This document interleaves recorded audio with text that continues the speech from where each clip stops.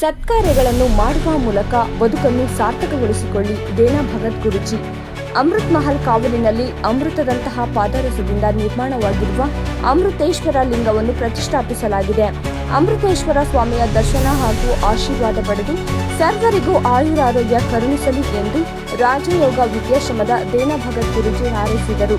ಹೋಬಳಿಯ ಮಲ್ಲೂರಹಳ್ಳಿ ಗ್ರಾಮ ಪಂಚಾಯಿತಿ ವ್ಯಾಪ್ತಿಯ ರೇಖಲಗೆರೆ ಅಮೃತ್ ಮಹಲ್ ಕಾವಲಿನಲ್ಲಿ ಆಯೋಜಿಸಿದ್ದ ಆಶ್ರಮ ಉದ್ಘಾಟನೆ ಮತ್ತು ಧಾರ್ಮಿಕ ಸಭಾ ಲೋಕಾರ್ಪಣೆ ಕಾರ್ಯಕ್ರಮವನ್ನು ಜ್ಯೋತಿ ಬೆಳಗಿಸುವ ಮೂಲಕ ಲೋಕಾರ್ಪಣೆಗೊಳಿಸಲಾಯಿತು.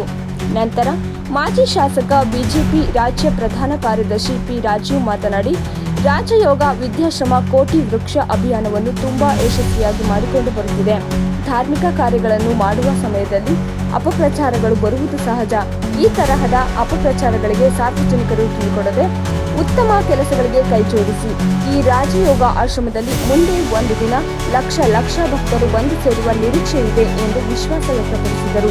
ಇನ್ನು ಈ ಸಂದರ್ಭದಲ್ಲಿ ಶ್ರೀ ವಾಸುದೇವಾನಂದ ಸರಸ್ವತಿ ಮಹಾಸ್ವಾಮಿಗಳು, ಶ್ರೀ ರಾಜ ವಿದ್ಯಾಶ್ರಮ ರಾಯದುರ್ಗ ಆಂಧ್ರಪ್ರದೇಶ, ಪರಮ ಪೂಜ್ಯ ಡಾಕ್ಟರ್ ಶ್ರೀ ಆರೂಢ ಭಾರತೀ ಸ್ವಾಮೀಜಿಗಳು, ಸಿದ್ಧಾರೂಢ ಆಶ್ರಮ ರಾಮೋಹಳ್ಳಿ ಬೆಂಗಳೂರು, ರೇಖಲಗೆರೆ ರಾಜಯೋಗ ಆಶ್ರಮದ ದೇನಾ ಭಗತ್ ಟ್ರಸ್ಟಿನ ಸದಸ್ಯರಾದ N Thippeswamy, KC Thippeswamy, K Shankar Naik, Ganesh, GV Giridhara Kuppikar, R Arun Kumar ಹಾಗೂ ರೇಖಲಗೆರೆ ಸಮಸ್ತ ಊರಿನ ಗ್ರಾಮಸ್ಥರು ಸಾರ್ವಜನಿಕರು ಇದ್ದರು.